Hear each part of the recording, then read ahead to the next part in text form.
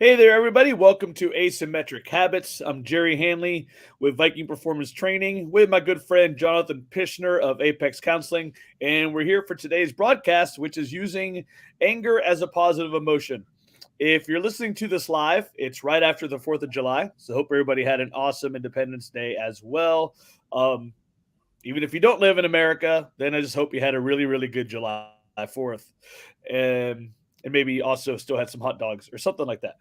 But so today's topic is kind of one of these. I don't want to say hot buttons, if you will, because that's not really a thing. But I feel like this one is a surprising topic for a lot of people, and that one would be that anger is not necessarily a bad thing or a toxic trait, but it can actually be used to create some good, and properly finding kind of healthier anger or healthier channels for anger. Um, is can actually help you in a lot of ways. And so that's what we decided to spend this entire broadcast talking about it. So you want to go over a little bit with your brain science there, my friend? Sure. Although one of the things I'm going to absolutely start the whole thing with is that while anger can be used as a positive emotion, if you understand how to channel it properly, there's actually a second side of it that's important to know. And so I want to say it now, and I'll probably say it 40 more times throughout the entire episode. Is a lot of people are aware that anger can be used in some sort of constructive way and actually over romanticize doing that even if it doesn't work well for them. So there's an aspect of this episode that's going to be here's how to do it, and served up with a lot of but if this doesn't work for you, stop trying to force it to work. Because I work with a lot of especially young men who kind of have the idea of like, oh man, I just need to get angry enough to play my sport better maybe. And they've tried it and it doesn't work, and they've tried it, it doesn't work, and they've tried it, it doesn't work, and finally I have to say, look, this is clearly just not going to be the approach for you. But they've maybe had it a little over romanticized. So there's a thing that's going to be served up throughout the rest of the episode. But to get to the actual topic, using anger as a positive emotion is something that some people don't consider, because we lump emotions traditionally into positive and negative. Like if you're happy and joyful or calm or compassionate, those are the positive emotions. And if you're angry or sad or anxious or fearful, those are negative emotions. And the reason we're on this topic today is because emotions serve a purpose. And what a lot of times people can do is they can take emotions that are somewhat negative, often like anger, but if they use them for I want to say original purpose, because that's not kind of like how we evolved, but functionally the original purpose, then you can use it much better. And if you think of anger, well, what is anger? Anger is essentially the emotion of aggression. That's not a thing that can be used lightly or in a lot of situations, but if you can figure out the narrow areas where that's appropriate, there's a lot you can do with anger to actually move your life forward if you know how, and if you know how to use it carefully and sanely. The reason most people get into trouble with this is because they accidentally use it insanely. Great points. And you used one of the words I had exactly in my head, and that was aggression being it. And to basically build on that is like people really need to realize that with aggression and with like those feelings of anger, they are basically giving your body almost like permission to increase your energy in a temporary state. Like that's when we talk about the psychological going into the physical, when you have that like that emotion, that is basically what it's doing through the hormones and the neural connections in the brain. Is it's actually saying like, okay, with this emotional state you're in right now, we're giving you an opportunity to push like these energy limits or these strength limits, like if we're talking purely physical, to a higher degree for a little while. Now it will fade. There may be Then there may be physical, even drawbacks, like depending on on how much you pushed it on the other side of things. But it's like permission to do that. It's like for an extra level, and that's where a lot of like where you're saying using it correctly comes into play. Because if you get angry at, I mean, yeah, let's just say like even just if it's yourself, you're working on a project that you really wanted to get done, and or let's say it's actually like a deadline, something goes wrong, and all of a sudden you find out you have to go back and fix it, but the deadline is still coming. The anger that you will probably feel at that project, at something messing that project up, could give you that extra push of energy and focus to go back and fix it in the time that you need to. That is, just fairly traditional, like good use of anger. It basically is that extra energy, extra focus for a specific amount of time after the fact. But so, how can we take those things and be, again, just more aware of them, to utilize them, or when to know not to, like instead try to relax and avoid it. Now you might not realize it. You jumped ahead to probably the hardest use of anger as any sort of positive driver. Didn't realize Uh, it, but it didn't surprise me at all. yeah, because anger at yourself can be used, but that's an extremely dangerous tool. It's usable, but that is the easiest way for it to go wrong. So let's kind of build this concept, Oh yeah, and, teaser and for later. yeah, and we'll go through the easier uses. So almost everyone watching this has had appropriate anger that has served them well in their life. Uh, Almost anyone, if you're above 18 or 19, will have had anger that has caused them to quit a terrible job. That's an appropriate use of anger, because if you think of the mixed emotions that come with, let's say you're working a job and it's like, oh gosh, well, I really need the money, but this is so terrible. Leaving the job creates fear of different financial situations, fear of judgment from coworkers or possibly parents. But if a workplace is toxic enough, it is absolutely necessary to leave. The anger provides an alternate emotional experience and the energy to essentially ignore the fear and do the thing that's better for you. So most people who've ever quit a job have at least experienced that type of appropriate anger. And you get the same thing with, say, love relationships, friendships that are no longer working out well for you. Appropriate anger gives you the energy to essentially say no to these relationships. One of the things that people will sometimes accidentally do to themselves is they'll try and tamp down on their appropriate anger, thinking that because, like we said, it's a so-called negative emotion, that it's bad and it must never be acted upon. That's not precisely right, because if the situation is toxic, the anger gives you the emotional impetus and the energy to both get out and resist attempts for that situation to try and draw you back in. There's going to be a much smaller subsection of people who've had this secondary experience. Almost everyone listening to this will have quit a job out of anger. How many people will, if they make the offer sweet enough, go back to that job knowing that it's a terrible idea? But what do they come at you with? They come at you with apologies, or they come at you with more money, or they come at you with who knows what.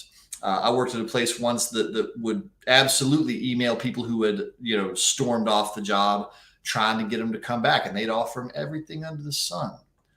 Most of those people would maintain their appropriate anger and say, no, this place is so terrible. I don't care if you offer me free cars and double my salary. I'm never going back, which was appropriate because that place was particularly toxic. So the anger gives you the ability to resist the other emotions that might accidentally draw you back into toxic situations. That's not only the easiest use of anger as an appropriate emotion, but is one that almost everyone is familiar with when they stop and think about it. So nearly everyone has actually done what we're talking about already. They don't actually realize that it was as good as it was using this as a positive emotion. Mm-hmm. So you have a much better grasp of, the organization of the types of anger that could fall into. So a lot of this will be me thinking of situations or having those questions and then asking you kind of what's appropriate, or maybe if there's a select order. That So is an amazing way to handle this. thanks. So with those examples, something I picked up on is, like relationships, whether it's bad job fit, bad relationship fit with a loved one, or bad friendship. Uh, Something that strikes out at me is all of those situations would seem like they are normally things you want to kind of make sure that you're doing the right thing, or again, like not be an impulsive type of anger. um just like absolutely like unacceptable things happening, like notwithstanding. Mm-hmm. um but otherwise there seem to be things that you would kind of go into that, and that you wouldn't want to act. Almost you just wouldn't want to make sure, you would want to make sure that you're not acting too hastily in anger, but you would want to make sure that it's kind of like not getting better in a reasonable amount of time. Well, because you're not getting your needs met, you're not getting the respect you deserve, whatever it may be. Like the fact that you wouldn't want to go into those decisions hastily. What would be kind of a way, just for people to, again, just have that awareness of, I'm just mad right now versus I seem to be mad at this a lot and I don't think it's going to get better.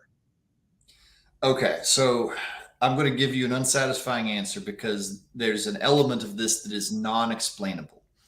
Uh, Anyone who knows how to ride a bicycle can kind of sort of verbally describe how to balance on the bicycle, right? But when has that description ever resulted in somebody getting on a bike and never falling and always balancing perfectly? There's an element of it that has to be felt through, and just the mistakes have to get made. So when I describe this, just understand that there is no way I'm going to describe it perfectly enough for someone to deploy it perfectly the first time and every time. As a matter of fact, I'm going to sort of help my explanation by flipping it over to toxic, to like an idea of a toxic positive emotion. You can have toxic compassion. You have a ton of compassion for your clients that you see at the gym. You spend a ton of time on them. If you decided, oh, well, these 10 other people also need my help, so I'm going to sacrifice my time with my family to go and do more work. That sounds like it's compassionate, but it could be toxically compassionate because you're now putting yourself in a position where your life is starting to maybe be less good, and you're going to be able to serve people less well later. So if we get to the idea of like, okay, how do I balance my anger and the impulsiveness that comes from it? The thing that you have to try and think through, and you will do imperfectly, so I'm not going to pretend you're going to get it right, is have you at least thought through, in if not the long term, at least the medium term, what are the consequences of what I am about to do, and do those seem to be net positive? Because there will be drawbacks. There we go. Yep. Yeah, you leave a job. Well, I mean, there's going to be a drawback because you're suddenly not going to be having a paycheck, and you're going to have to spend the time looking for a new one, and whatever else comes with that. But are you going to gain enough from either a potential better position or just lack of stress or something that in the medium to longer term, it's going to be net positive? Now, if you leave a job, but it's going to end up in the repossession of your car and losing your house and suddenly being destitute, financially destroyed, or homeless, that might be a time when you've got to rein in the impulsiveness of that anger. Just say, well, this is just going to have to be bad, and I'm going to have to suck it up and be okay with it for a while. But it's really looking in the medium to long term. Can you identify that what you're about to do is going to be net positive? preferably heavily net positive. How much of that impulsiveness do you think is tied to temper?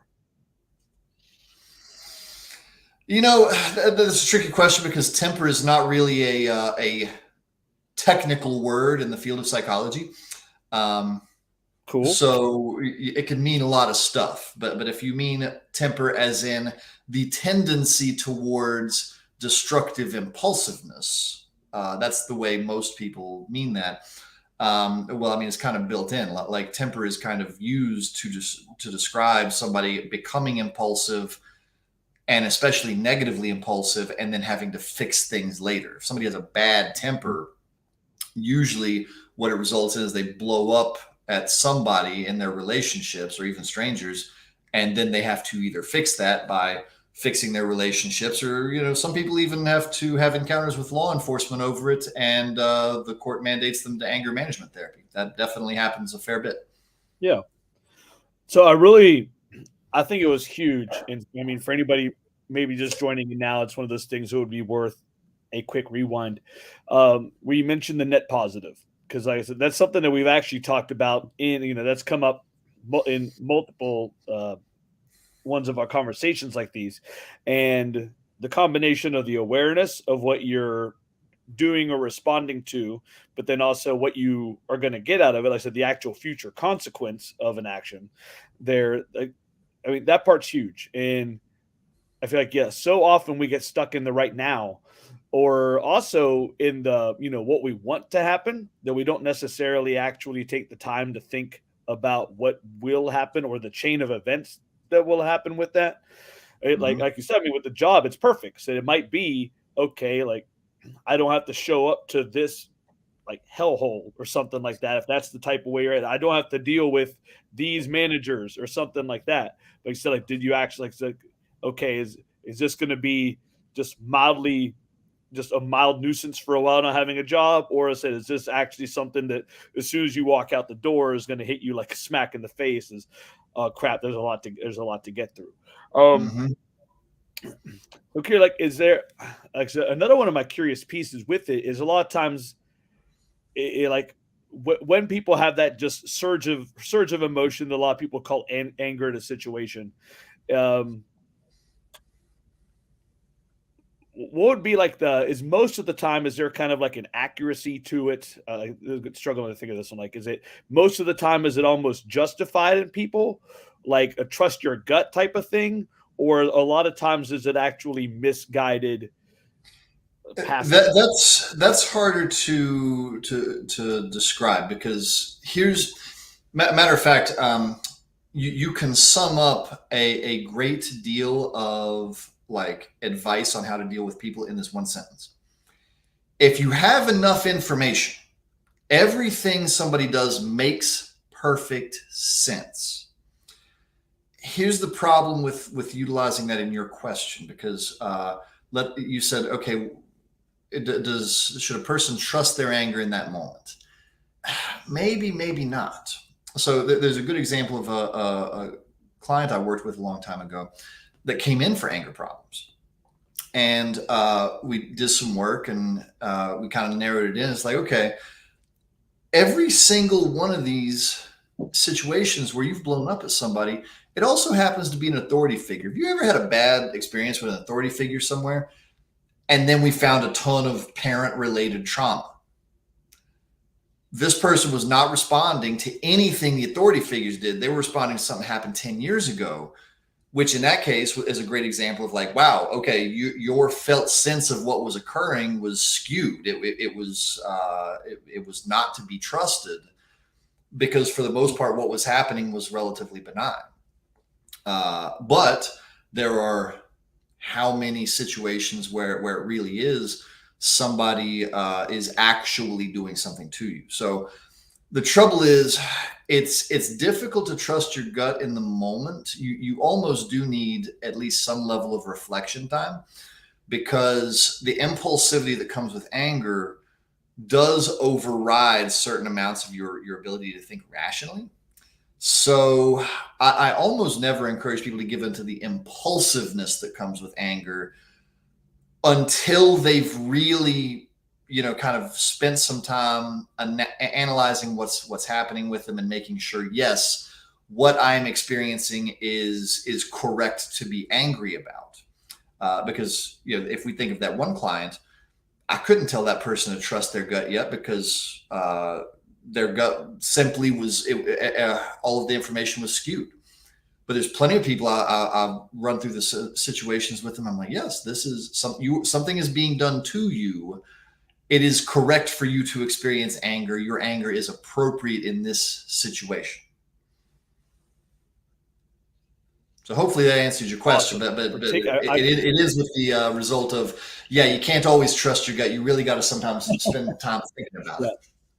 Yeah. No, I thought that was really good, particularly mentioning how it does typically override part of your reasoning skills to a degree, and needing that little bit of time for reflection, or at least it being useful more often than not. A good moment to juxtapose, actually, I want to point out to a lot of people that anger doesn't necessarily mean red faced and screaming or acting like that. It's very possible to either yourself or confront other people who might have the exact opposite type of like physical action. Like, they might be slow, calm, reasoned, but going through anger emotions in their mind. So that doesn't have to be a like temper tantrum type of outburst.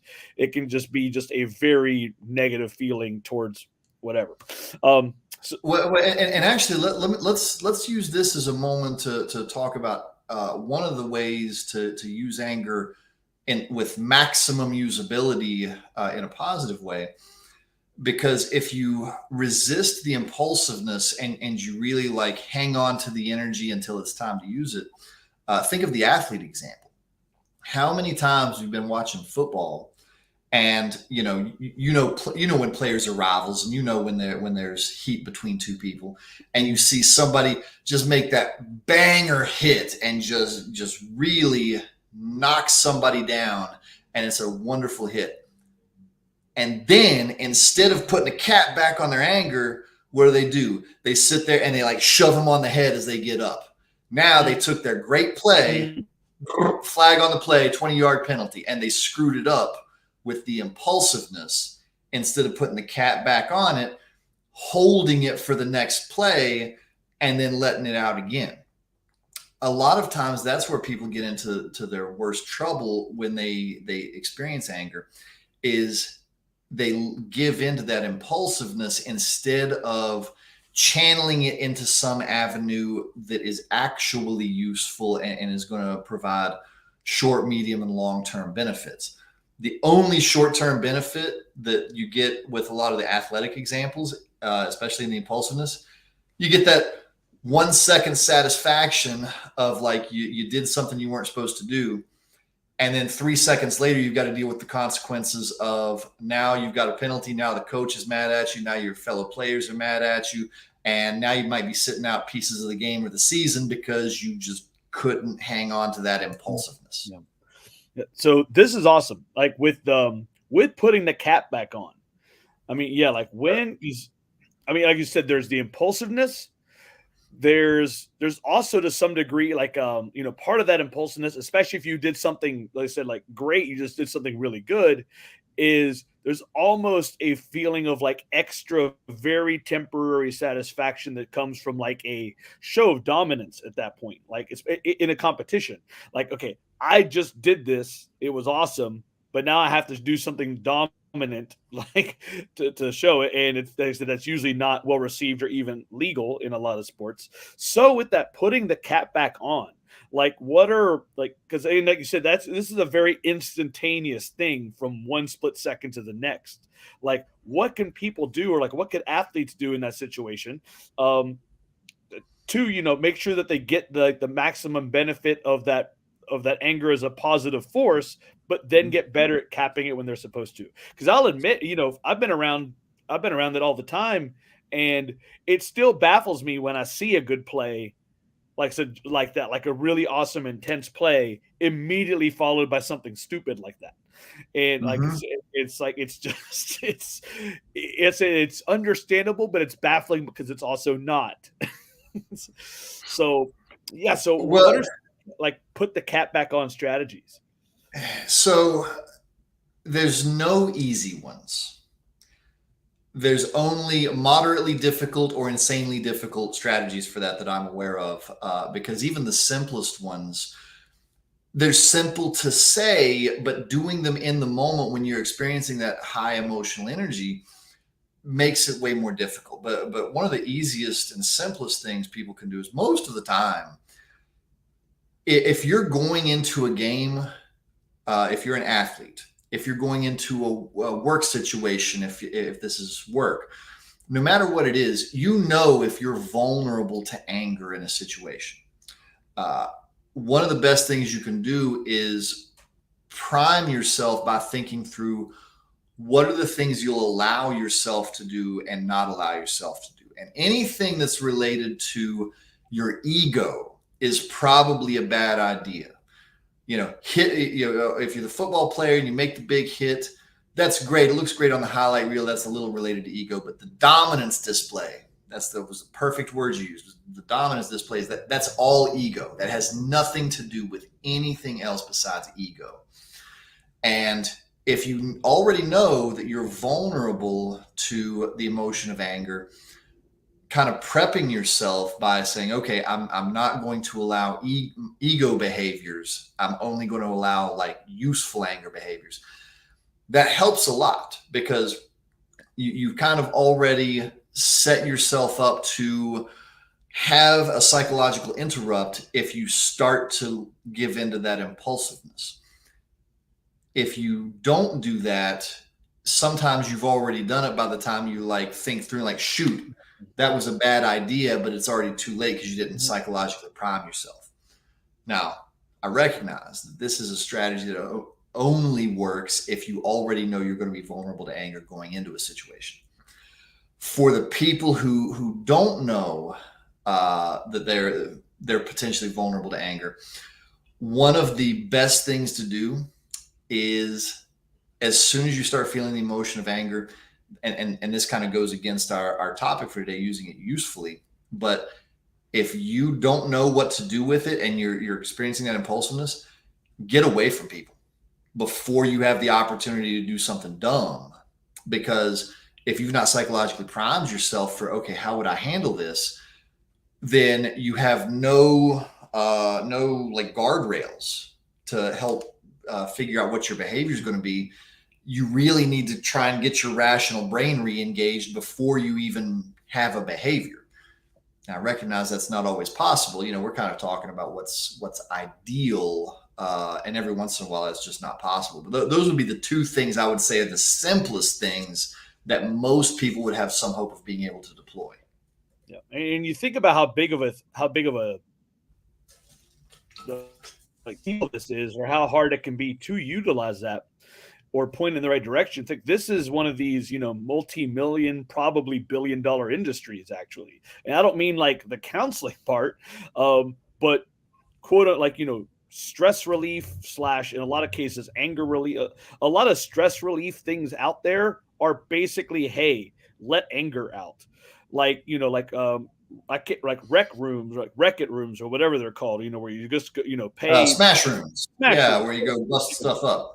Yeah. Or I know, I feel like I might have been in What About Bob, the old Bill Murray movie, but it's like in Richard Dreyfuss, I think. But like, I feel like that was one of the first times I might have seen like the classic beat something up as therapy like routine.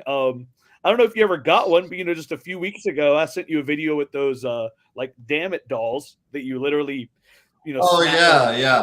the desk. I mean, yeah, just like the amount of things out there that are made literally just to let somebody, basically lash out for in a controlled environment to get some of that pent up like aggression out. Like I said, I mean, that shows you how valuable this is, and how many people don't have ways to utilize it very well, or they Well, yeah, and that's actually a good thing to talk about, because even though that's not using it for anything, but sometimes your anger gets to a point where it's too high and it becomes unusable. Because, like, I mean, let's stick with the job example. I mean, if you despise your workplace and your managers and everything, and your anger's up here, uh, quitting will only get you so far as like an aggressive, if we can use that word, behavior. Your anger might be high enough. You need some other pressure valve to release it, in which case, like smash rooms and some of these other things that are in vogue right now are wonderful release valves for that. That's kind of getting your anger out in a neutral way, but it's much safer than walking around with this high pressure built up, and then suddenly your love partner says something mildly annoying, and instead of being cool with it, you just blow the hell up over something that was really not worth blowing up over. So yeah, if you find yourself in a position where you have too much of the anger to be released through some sort of uh, positive and productive way, at least getting it out in one of those neutral and safe ways is definitely a good tool. Yep. Um, Even if you live in the middle of nowhere, some productive go outside and scream.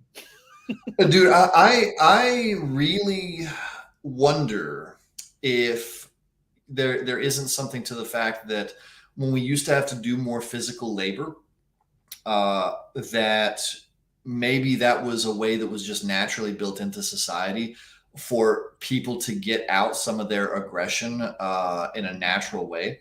Now that we don't have that, I actually do wonder if people like have more anger problems because there's not this natural pressure valve of digging ditches, chopping wood, and those kind of things.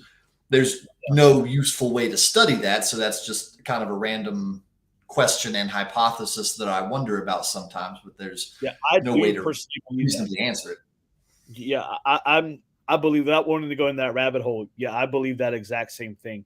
And the fact that our stresses now are so much more numerous, but for the most part, so much less serious too. I think, like it keeps adding up when it's not like, oh, like I need to make sure that I build this home and chop enough firewood so my family survives this winter. Like that, just you can't compare those apples and oranges anymore. So, like, yeah, the way that we express, like, yeah, just either pent up emotions or release them. Like, yeah, I'm a big believer in that as a whole. So bringing it, I want to come back to sports and then take it something. Something else that a lot of athletes go through, but also we see this a lot in the professional setting, but also in a personal setting, like not so much. I think you might tell me I'm wrong. Not so much like personal romantic relationships, but in peer relationships a lot. But so athletics, professional settings, peer relationships is rivalries, and how that can really keep us going a lot, or like that can basically push people to, in a lot of ways, outside their comfort zone. Some cases good, some cases bad, and that's one of those things where rivalries can become so intense that anger does become involved. It's not necessary, especially if it's not, like a fun Mhm. rivalry dodgeball game or something against like other businesses. Probably not really anger in that. But if you're talking, like 100-year-old, like Hatfield and McCoys, or just supposedly, college rivalries that are just older than the kids playing have been alive, Mhm. anger can actually surface in those. Something you and I have talked about before, one is, how you don't need a rivalry necessarily to get the benefits that a rivalry can create. And it was basically like, so what are, first off, what are some of those benefits that come from like productive rivalries, and then how could people basically take some of that and actually utilize it and put it in action for themselves without needing to go and find a rival. Well, and here's the thing. I would actually say that productive rivalries don't involve very much anger. If it moves into anger, it is probably moving into a non-productive rivalry. So it's actually two separate things because what and I would need to maybe pay closer attention because I don't watch a ton of sports, but of all of the examples I can think of, anytime you see it get to like really just clearly personal anger towards each other, as opposed to just a hunger to beat the other person because you want to prove you're the best. I've never observed there to be any particularly better performance with the angry person versus the one who's not angry. Uh, that looks always to my eye looks toxic. So uh, if we were going to talk about using anger in the most useful ways, I would say if you are in a rivalry situation and you are in a moderate to high state of anger towards your rival, something has gone wrong and you probably need to work on reducing it, as opposed to trying to channel it very much. Because what happens to a lot of people is they get to a level of hatred. You can't really perform your best when you're at that level of negative emotion. That's kind of like if we have a car and we have gasoline, which is explosive, we throw a little nitrous in it, it goes better and faster, but it wears the engine out a little faster. You can't just throw nothing but nitrous into the gas tank and like hit the gas and expect anything good to happen. That's kind of what happens with a lot of these rivalries. And you even see that played out in some of the combat sports like MMA and boxing. Mm-hmm. Like they'll get halfway through the fight and a brawl breaks out between the corners and it's just a mess. So I would say if you have very much anger when there's a sports rivalry, it's probably moving away from anything beneficial. Little anger, like okay, little trash talking, okay, especially if it's the manipulative kind where you're just trying to like provoke somebody to get upset enough to be off their game. Like Larry Bird was kind of well known for that in basketball and a few others. But that's where this particular tool starts to become very, very risky very quickly. Yeah. So this is kind of a long-winded answer to say yes, it can work, but it's so difficult to make it work right that I would have trouble explaining how to do it. Yeah. Think about it. I feel like most rivalries, and again, like your bigger ones, I guess, they almost have a good versus evil mentality inside of the groups. But naturally, both groups, I assume, are the ones that believe they're the good ones. Yeah, we're the heroes, and those other people are the villains. Yeah, because and I feel like a lot of times that's all, again, that may sound crazy, like good versus evil, but again, like seriously, like not necessarily as in you think this person is actually like in league for evil intentions, but as in like we are the more righteous team. We do things more appropriately, and they cheat, disrespect us, play dirty, whatever it is. Fudge their numbers, so steal. the refs are on their side. Yeah, I mean the whole Exactly. thing. Like, yeah, they're trying to steal our business. They steal clients. They talk bad about us, like things like that. I feel like a lot of those rivalries have that type of good versus, like again, just good versus evil. So yeah, it's kind of like you're saying. I feel like so while not necessarily anger, yeah, the intensity that can bring up to make people want to do better, because who wants to let the evil, that part's great, but not crossing the line, which would be what I said, like hatred is a good term, like not crossing the line into an actual hatred, because like I said, at that point, you're basically all gloves are off and bad decisions are bound to be made at that point. Yeah, like a good rivalry is really more based on a hunger to do well and a hunger to do better than the other person. As soon as you're oriented on the other person as bad, you're starting to be in a risky position as far as optimizing what you're going to do. Yeah. Tell you what, some of my favorite rivalry types are found in combat sports. So particularly in 1 versus 1. But while there's obviously a lot of sports out there I do not have experience with, I would say rugby would be the team sport that it makes me think of. And it would be like or strongman, come to think of strength, like to some degree, has this as well. It would be the very intense competitive rivalry, and you compete you're like you both, and it creates both of you to push to compete near your maximum extent. And as soon as it's over, it's like, hey, do you want to go grab a drink together? What are you guys doing for dinner?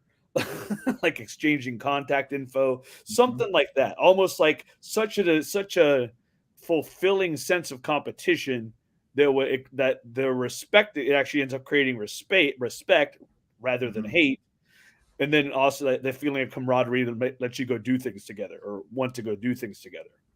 Yeah, yeah, and then you had a good example of in Strongman of the toxic version of that because you had Eddie Hall and Hathor with their toxic rivalry, clearly very angry at each other over what I perceived to be nonsense. Maybe it wasn't, but and they monetized that angry rivalry into a boxing match. But still, like that clearly, was a rivalry that had gone from, okay, I'm hungry to do better, to something very different and probably Mhm. not very beneficial. So a couple of notes here I had. One is, do you feel like like, well, actually, I already know the answer to this in a way, but like going early to say like quitting the job, quitting the toxic relationship.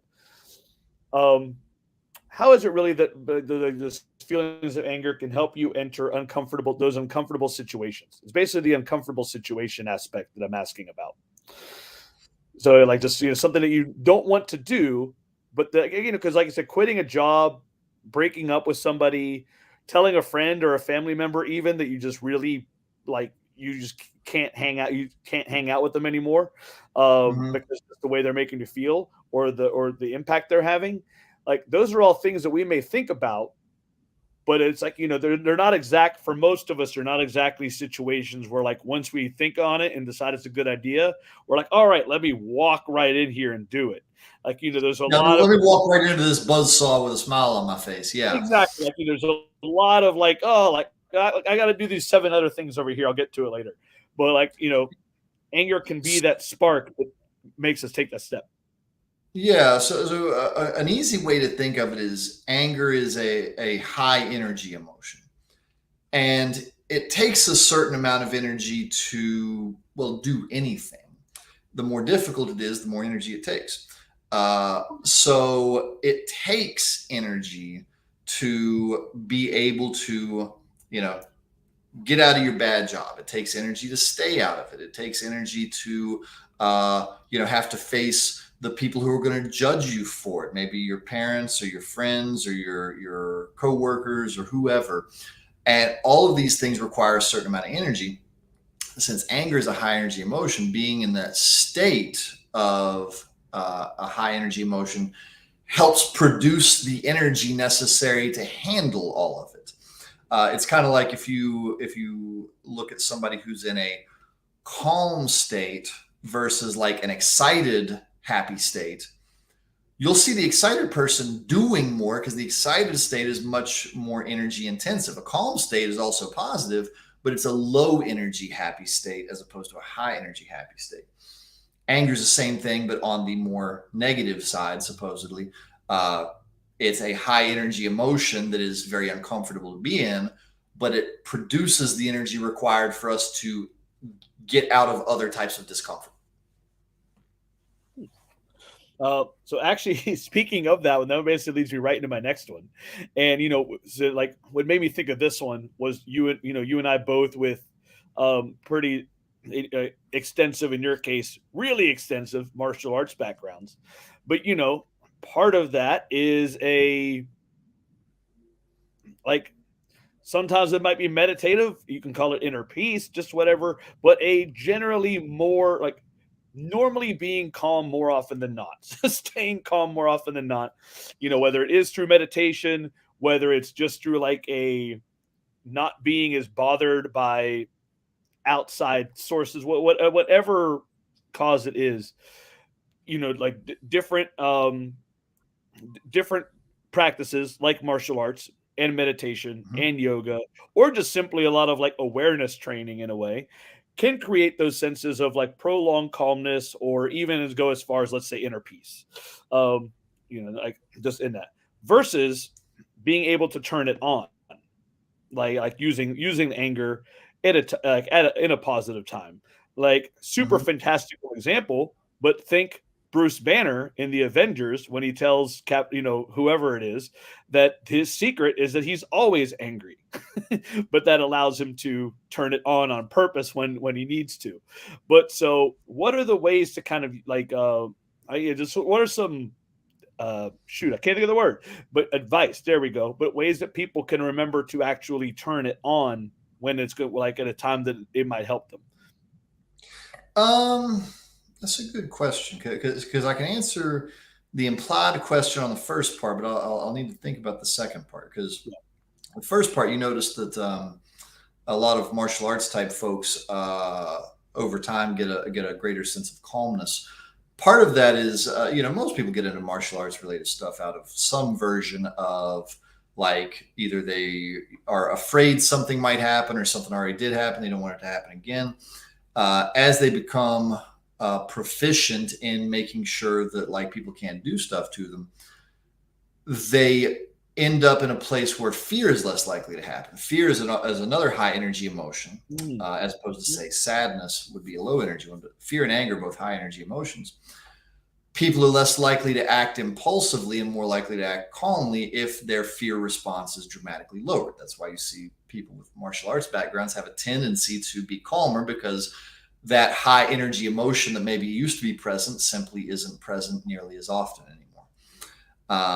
But now with the idea of like, okay, how do I turn it on and off?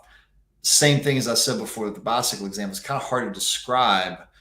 Each person has different anger triggers and different things that help them exit anger more readily. But if you're interested in turning it on, my first thing would be like, well, okay, what are your anger triggers? And mentally go into those if you want to bring up your anger. And just because it's so relevant to everyone who's potentially listening to this, I keep going back to the job thing, but you can use this for anything. Uh, if you know it's time to quit, today's quitting day, but it's like, oh my God, I really don't want to have these conversations. It would be, okay, let's revisit the anger triggers. Remember when you asked for that raise and how Mm, dismissive they were of you? Remember when you tried to get support and they said, no, figure it out, stupid. And visit those and let that start to bring that emotion up because then it's going to activate the energy necessary to, if it's quitting day, to go ahead and quit. I work with a couple of professional athletes. If I'm working with, say, a fighter, right before it's time to go into the cage, though you have to be much more careful about this in athletics, start sipping on those anger triggers just a little bit. And it might be about the other person, it might be about yourself. Remember that time when you should have won that tournament and you got tapped out, and this time it's not going to happen, and start sipping on it just a little bit. But remember what I said. It is very easy to overshoot and go too far. So this is a dangerous tool, and I don't recommend it for everybody. So have a little self-awareness about whether or not this is a good idea for you to try this. all right. Back to the beginning. Anger at the self. Yes, I knew this was coming. Yep. Like I said, like my start. This is the real thing.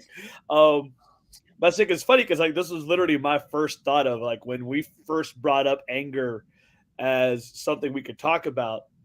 Like anger redirected at myself was my first like instinct at ways to use it appropriately. I mean, not that I'm always angry at myself, but in terms of how can anger be used appropriately, my first thought was at improving myself, quote unquote.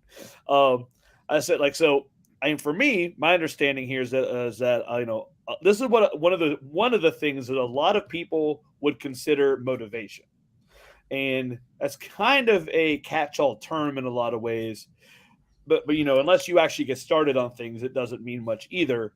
But in a way, that is a simple way to describe how anger can be beneficial to yourself, and it generally comes through not being satisfied with something, Mhm. feeling like you could have done better, maybe that you were wronged somehow, but that you have the ability to improve it.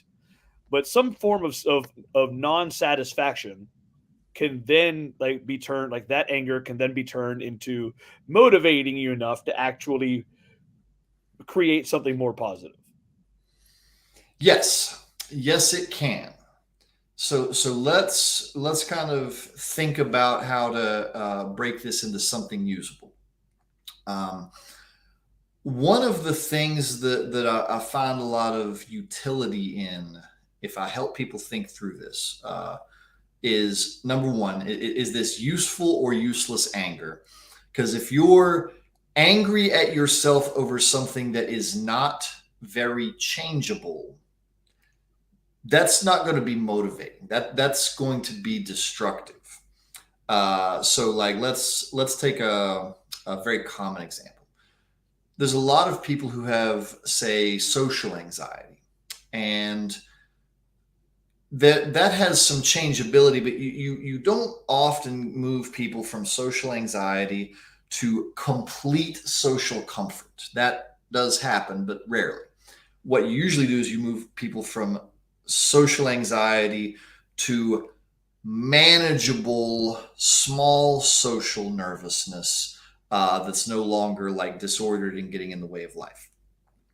What a lot of people experience is they'll try and like get pissed at themselves for like, oh, I can't believe I'm scared to just go have a conversation. I'm such a weakling, and that they'll I mean they'll tell themselves just horrible things, trying to get mad enough at themselves to go do the thing. That's an example of it becoming poisonous because social anxiety is something that is really hard to completely get rid of. It kind of lives with a person for a long time, and it's not something that is going to just go away. Now, there's other areas where you can get mad at yourself and have that be much more motivating. One of the ones that a lot of people experience is they will get mad at themselves for like being in a bad financial position and use that as motivation to get out of that. A bad financial position is absolutely changeable because all I have to do is write you a check and suddenly you're not in a bad financial position anymore as long as that check's big enough. So that's not something that's like innate within you. That's something that's situational. And the more situational it is, the more you can kind of use anger as a tool to give you the energy to power through it. But a lot of people mistakenly like try and do it on stuff that is way more mutable or way more immutable, excuse me, and way more long term to change. Mm-hmm. That's where it becomes like a split between is this a good idea or a bad idea. So this example is almost controversial. Well, not almost. It is controversial now, and that is when it comes to fitness, because there are a lot of people out there who make the change to a healthy lifestyle. After trying a lot, just going years in a just objectively unhealthy lifestyle, like overweight, like bad blood markers, whatever you call it, or whichever Mhm. one you're focusing on, and then they eventually make that change, like completely transform their fitness and their health profile, and not all of them for sure, but a pretty sizable portion of them will say that they just got tired of it. They got basically angry at themselves for the way that they were not taking care of themselves earlier. Mhm. And that's one of those situations, like, this is where to me the individualism of people really like can really come into play a lot, because there are some people, and again a pretty sizable amount, who will say that like the part of what finally made them make that switch is other people bringing it up, like like bad comments, just being made fun of, things like that. And that is no longer under the mostly sociable acceptable confines, but it actually ends up creating, in some cases, this is definitely not all, but in some cases, it can create a like actual positive benefit by making the people angry at themselves, and then they used it in a positive manner to create positive change. Mhm. Now, I know there's no right way, wrong. There's no really right way for that, but it was people who Well, took. there is actually something wonderful to talk about here because, I didn't know you were going to bring this example up, so I'm really glad I talked about, immutable traits versus much more eminently changeable Mhm. traits, because that will work for some people.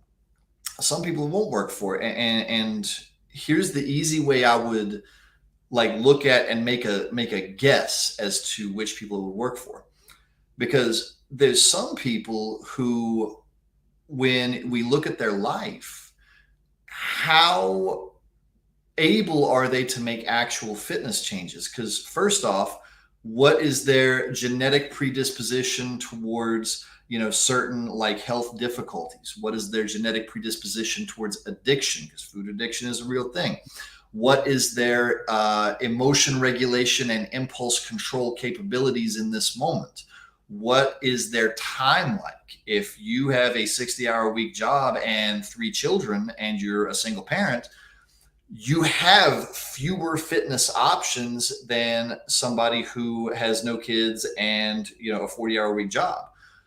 The more immutable things within the life, I would say the less likely it is that you're going to be able to use anger very effectively without it just turning inside and poisoning you. The more things that are like much more eminently changeable, you can probably use that as short-term nitro fuel to like get you over the hump. But there's a lot of people who just like have kind of accidentally gotten painted into a corner health wise, and really deeply struggle to make the changes necessary because they just have too many factors stacked on top of each other to make rapid fire changes. That's good, and that's a really. I have no idea how you actually pulled that from from the situation. I mean, in a way, you were able to describe it like that, but that makes a lot of sense. Well, because Uh, what's yeah, funny is like you would be surprised how many times we talk about fitness in the counseling room, not because of anything other than just like at some point people bring up like how dissatisfied they are and how they've tried to get mad at themselves in this way, and a lot of the people who've been unsuccessful are exactly like I described. Like, it'll be somebody who, if we really sat down and road mapped it, we'd be like, well, shoot, you can't even start on fitness yet because you're going to need like physical therapy to reconstruct a couple of things. And you're going to need like emotion regulation skills. Like, we can start on fitness like 2 years from now. And you're trying to start today. It's no wonder this is falling apart. mhm. And you being mad at yourself is not helping anything at all. That conversation happens way more often than you would think in the therapy room. Makes a lot of sense. All right, man. Is there anything you want to bullet point from all this? Because we covered a lot Oh, today. absolutely. Especially this, because this is a useful topic, but is very easily able to go wrong directions. So back to what we said at the beginning. You can use anger positively, but it is a dangerous tool. Think whenever you're getting ready to use a power saw. I mean, you got to go and make sure you put on the right tool, the right protective gear and everything, and you got to be real careful as you wield it. This is that. So do know that anger can be a positive emotion if it moves you towards something useful. It absolutely can be positive, but uh, you do have to get in control of the impulse part of anger. The more you're acting impulsively, the less likely it is that anger is going to go well for you. If you're using anger at yourself as a motivating factor, the more things that are non-changeable or difficult to change, the more likely it is it's not going to work for you.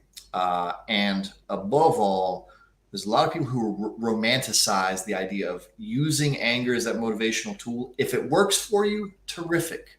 It doesn't work for everybody, and it doesn't have to. If it doesn't work for you, you wouldn't believe the number of men I talk to who like they think that they are somehow unmanly because they can't get angry enough at themselves to make changes. It has nothing to do with anything other than just this is an emotional tool that doesn't work for you. It's okay if emotional tools don't work for you. Switch to something that works for you. Awesome. Thanks again, brother. Had a great time on here. We covered a lot of stuff, way more than I thought we were going to actually. Yeah. This went on way longer than I thought it was going to. So we definitely. So yeah, those of you listening, hope this helps you out. Hope this helps somebody out that you know possibly. Of course, like it, share it, tag it. Make sure somebody that you know that can get benefit from it listens to it. And speaking of that, remember the Asymmetric Habits podcast is on Apple Podcast and Spotify podcasts, as well as some of the other smaller podcast platforms. We'll be back in a couple of weeks with the next episode, and we'll catch you later. See y'all next time.